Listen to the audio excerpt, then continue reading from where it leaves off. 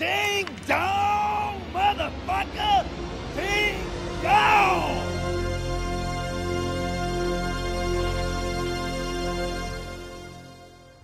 Hardpoint. What's up, ladies and gentlemen? It is Topher with the Hater Nation. Boy, I just sounded like White Boy 7th Street right there, didn't I? Secure the objective. Anyways, today I'm bringing you some competitive League play Hardpoint footage. identified. Myself, Nam, Parrot, and Straw Puddle during one of our placement matches playing Hardpoint We've taken on control. Plaza. And Hardpoint in Plaza starts off with the first Hardpoint being in Club. As you can see here, this room right here is called Red. The room to the other side's blue, and this is called Center. And to get into this Hardpoint, if you're not prepared to get in there, it's very easy to lose. You want to keep controlling your spawn to the back side of the club right here where I'm spawning at. As long as you have somebody constantly running through or staying back there, kind of watching the outside so you don't get somebody through the back, you can actually control your spawn point into there and anchor it, which is a very good tactic in Hardpoint. And knowing these rooms, Center, Red, which is right here, and the blue on the other side, is also going to allow you to Hardpoint contested. use those call-outs to let your teammates know where the enemy's coming from, where to watch the traffic from. Hardpoint As you can see here, we're identified. anchoring into the next hard point, which is the back side of the club we call outside club.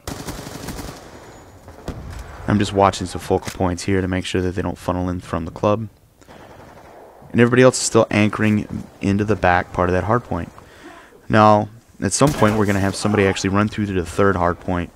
And this is a tactic that you have to use on hardpoint because it's easier to keep a lead than it is to lose one right off the bat.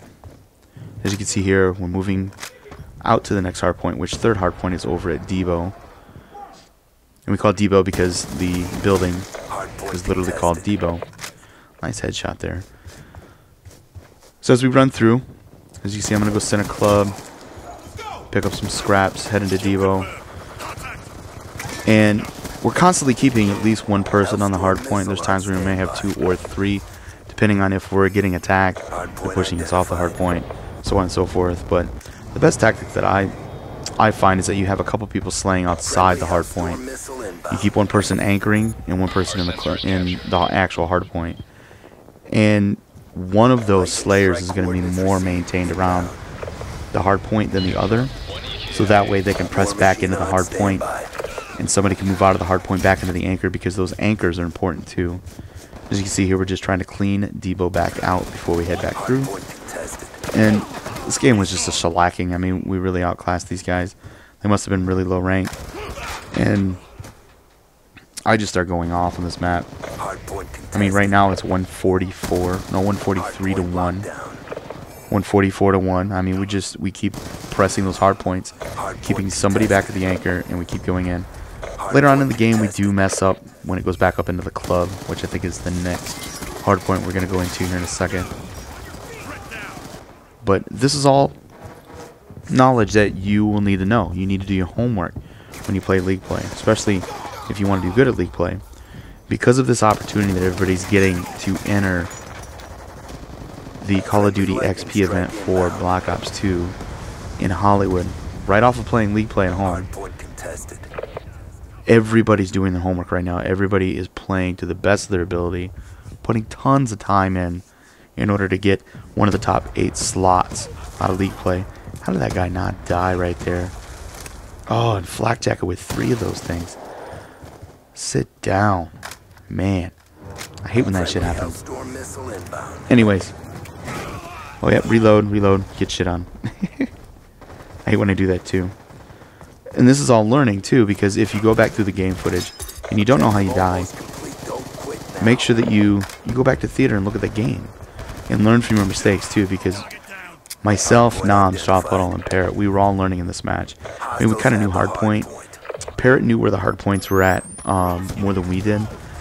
On this level, we pretty much have played a lot of hardpointing on this map, so we really know what to do in order to keep control and keep the lead up. You know, those things are very, very important. Competitive play is unlike anything else. It's not like pub lobbies where you can just go through and just massacre people. These guys all play the objective. They're all trying to win. And that's the kind of game that I like. I like a real competitive game, one that's like to the nail. I mean, I like shellackings like this too, but play a good team and have it be back and forth and lose is a lot more fun than having me be on the other side of this shellacking right here. So we all tend to learn the maps, learn the hard points, learn the timings, the anchors in order to get into everything. And like I said, we're all starting, and this is the branch of something much greater for everybody in the Hayner Nation because of MLG, the UMG tournaments, possibly EGL someday soon. And so as far as the competitive team goes for us, we are currently getting a team together that wants to go to Niagara Falls. We've been working on playing League Play a lot with everybody that has expressed interest and the availability to go, because Niagara Falls tournament is in Canada, the UMG 10K, May 4th and 5th in Ontario, Canada. So you need a passport. And we're trying to get a team that's going to be kind of local to the area to make all the funds stretch out for these guys to have some fun while they're there, versus having a really tight budget and sending people from really far away. And that's the first thing as a clan.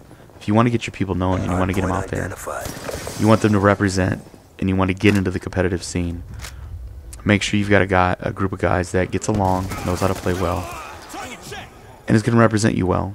And be local. Trust me, it works out. Listen to this voice that just keeps going off over here.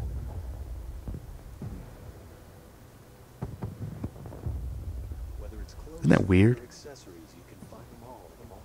Anyways, here's the scoreboard. This is Topher, the Hayner Nation.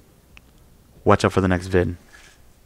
As long as I don't break these promises.